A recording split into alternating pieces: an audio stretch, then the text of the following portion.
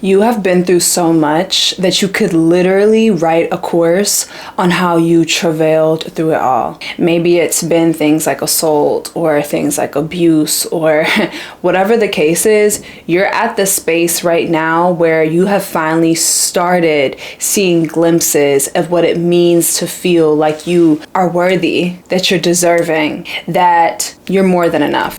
And there's some days where you are literally on a high, like you feel unstoppable, like you know the world is at your fingertips. The world is your oyster, that you can have anything that you want. But there's some days where you feel the complete opposite, where you feel like everything and everyone is against you, where you feel your emotions pulling you down to the depths. So deep, like an ocean. This is how deeply you feel your own emotions, to a point where it's not just an emotion. You begin to embody deep feelings of maybe rage, of sadness, of nostalgia even. It's a full body experience when you feel these deep emotions.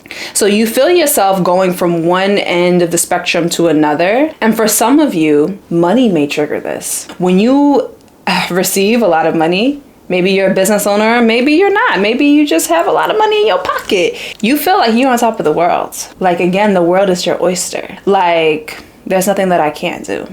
But then when your finances dip, you start to wonder, am I doing something wrong? Is something wrong with my life? Is there something that I need to fix? You kind of get into this mode where you may even look on YouTube and you're like, okay, this is what I need to do. You get into this fix it mode, right? And then after a while, that go energy starts to slow down and you look in the mirror and you just feel down.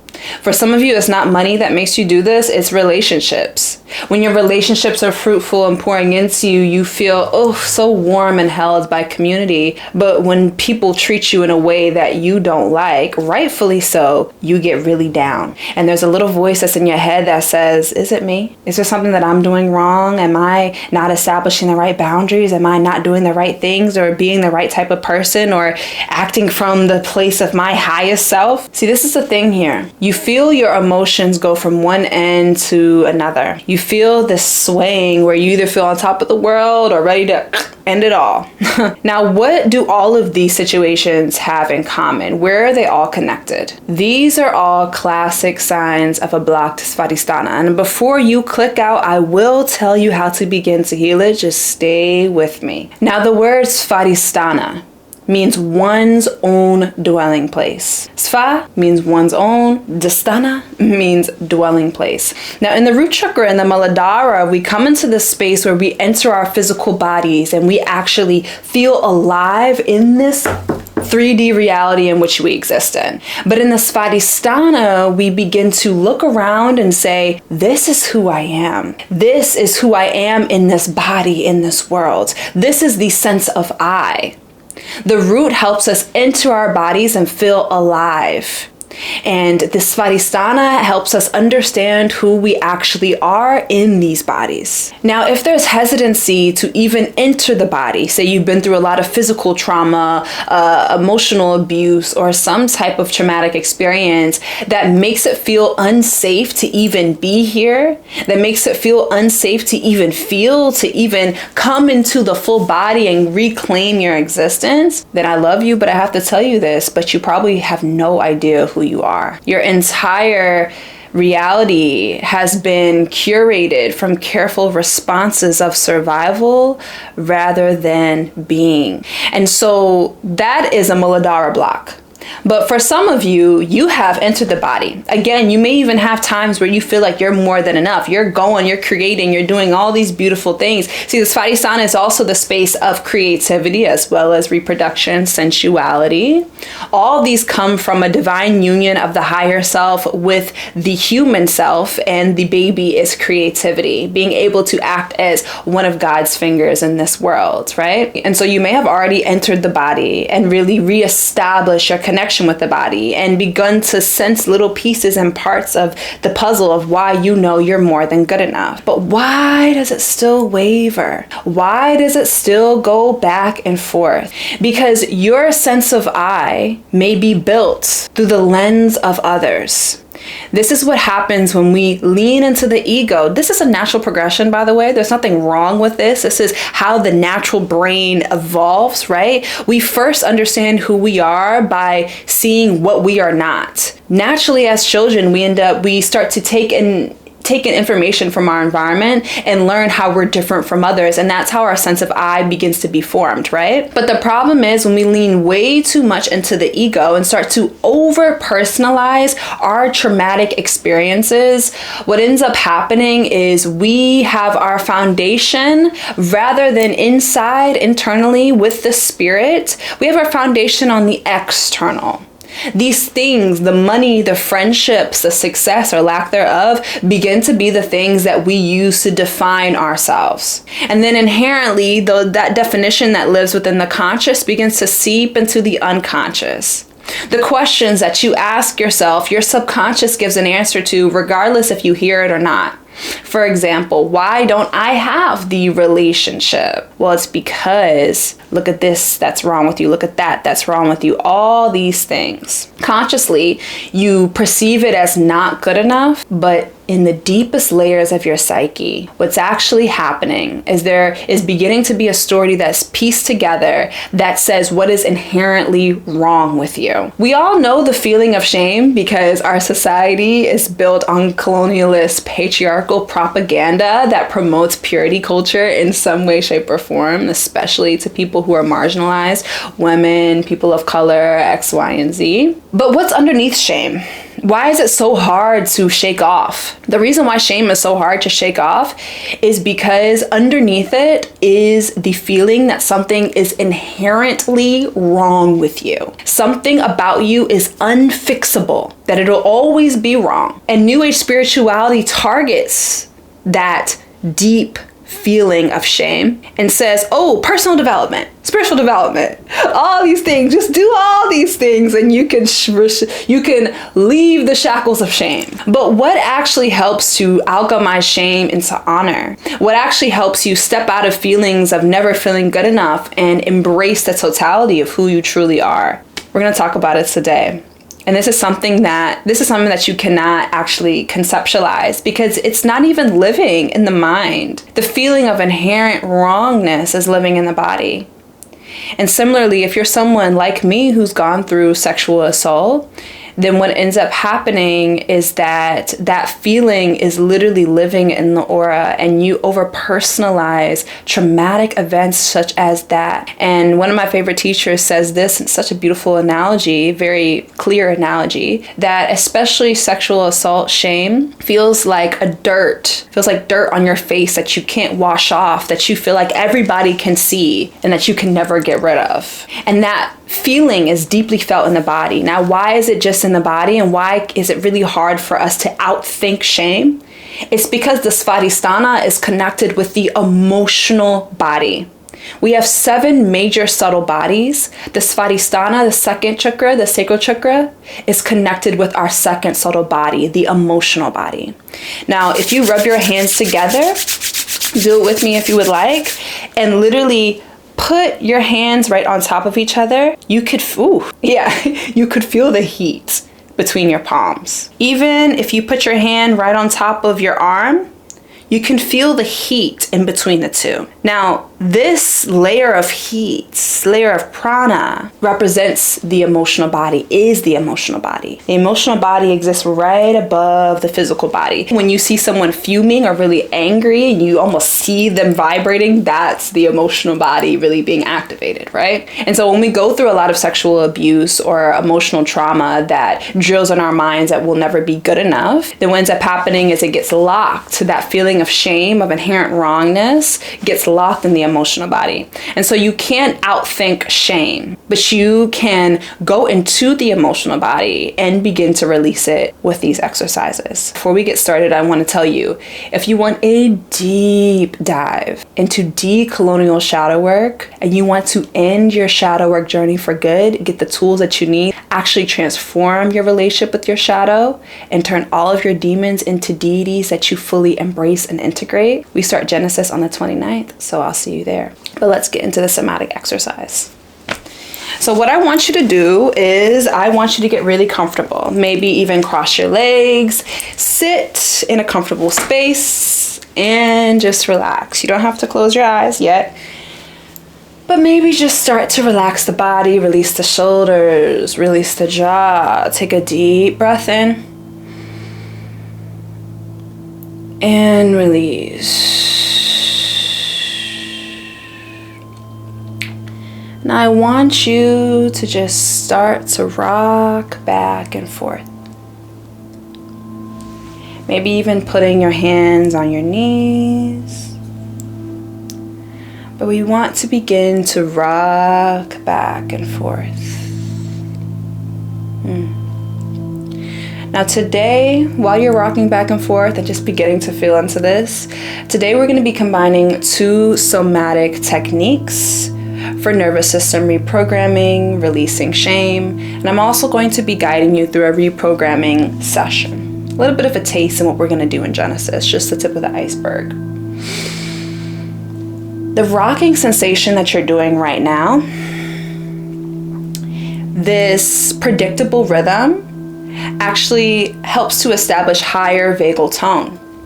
For you guys who have seen my past videos, the vagus nerve is a beautiful way to target and trigger the parasympathetic nervous system, taking us out of fight or flight and into rest and receive. Now continue to rock. I'm going to tell you one other thing.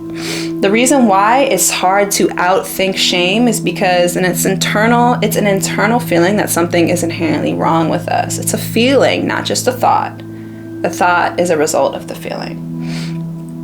But the way that we process it and integrate it is going to be not just through nervous system reprogramming, but also reprogramming our relationship with it. So let's begin to do this. As you continue to rock back and forth, I want you to also begin to tap. You guys may have seen me do this before.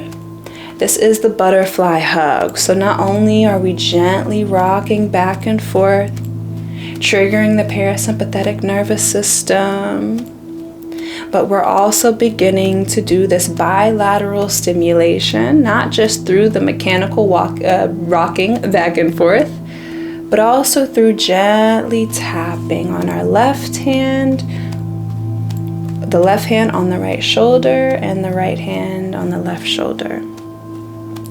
This helps to sync the 2 hemispheres of the brain and helps with cognitive reappraisal, emotional processing, and calming us down.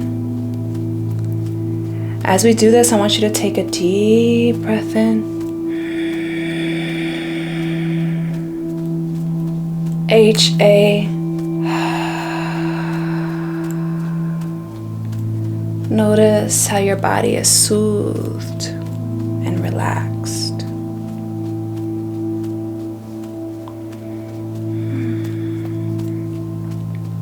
I'm going to ask you a couple reprogramming questions, recoding sessions. This will help you get to the block beneath the block and help you begin to redefine your relationship with shame.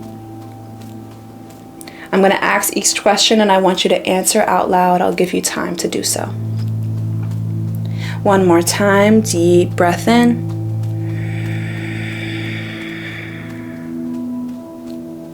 H-A.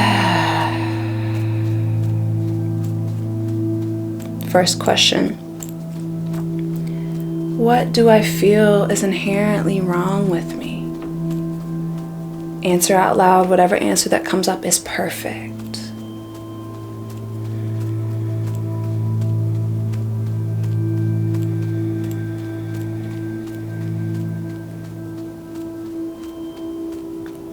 Where did I learn that this was wrong?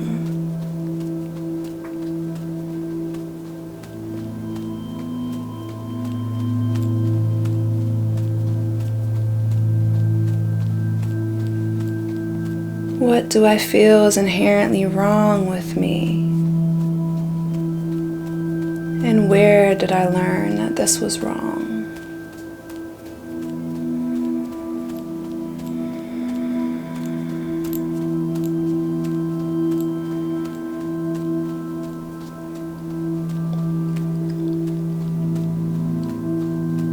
Second question, is it true that something is inherently wrong with me?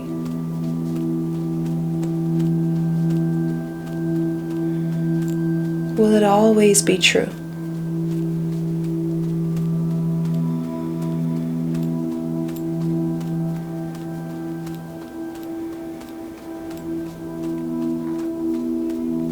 What would it feel to accept this fact as neutral instead of wrong? What would it feel like?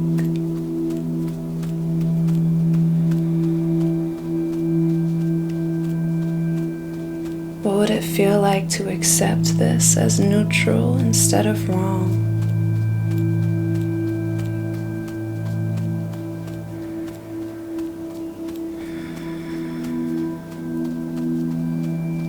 I want you to say out loud whatever you think is wrong with you and complete that sentence with is a neutral thing. It doesn't mean that something is wrong with me. It's not my fault.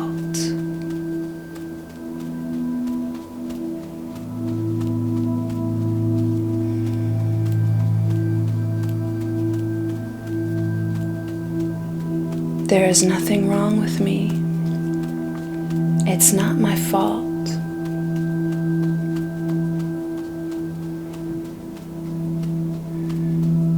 There's nothing wrong with me. It's not my fault.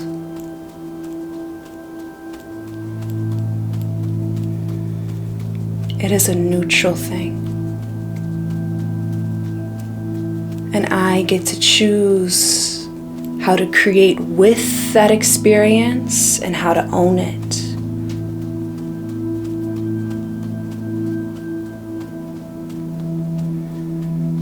Deep breath in. Release.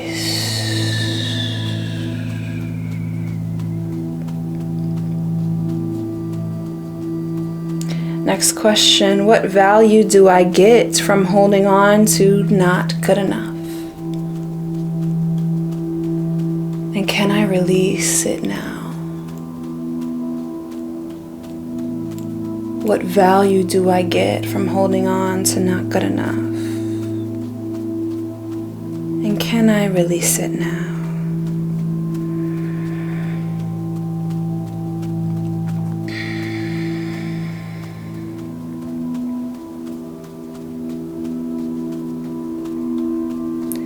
Next question, what makes me uncomfortable with accepting that nothing is wrong with me?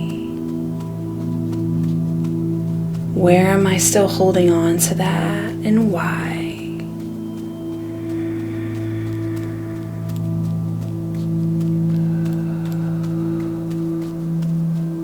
What identity would immediately dissolve if I accepted that this thing is neutral, that it's not my fault and that something is not inherently wrong with me?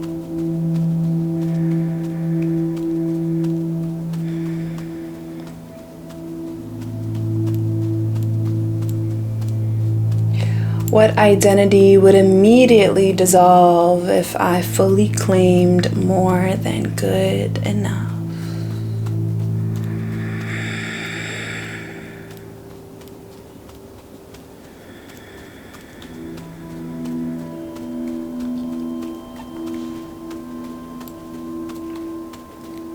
What identity would immediately dissolve if I claimed more than good enough, overflow, and myself as the source?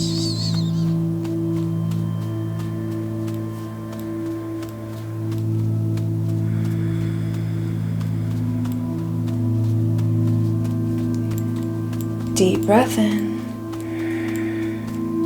Release everything else out.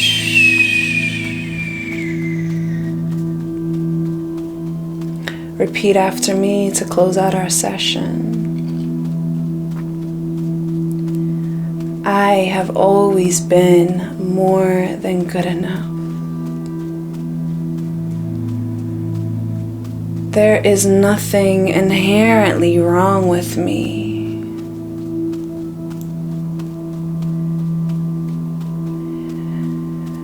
The shame is no longer my burden to carry.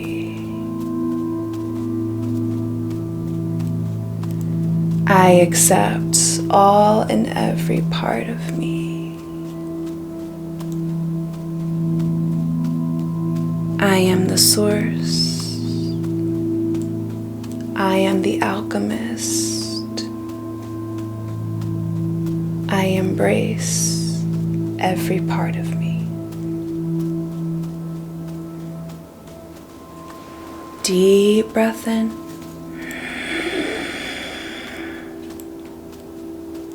Lion's breath out.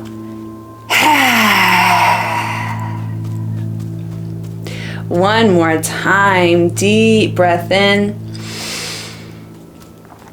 Lion's breath out.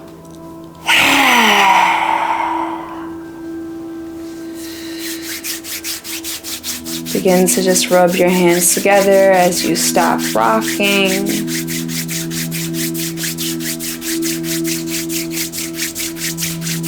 And pausing, feeling the energy, the heat between the palms.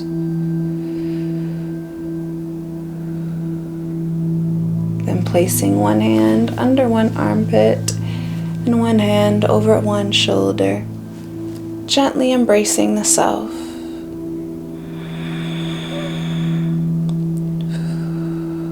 It's neutral.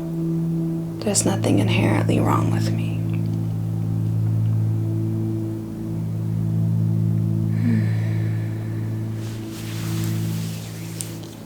Allow your hands to fall back over your knees.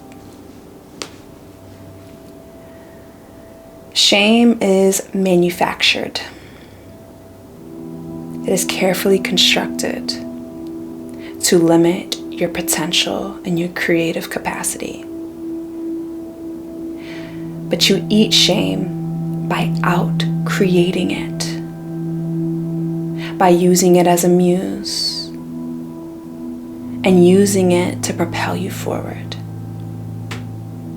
If you want to go deeper into this work, we begin Genesis in a few weeks, and I'll see you there.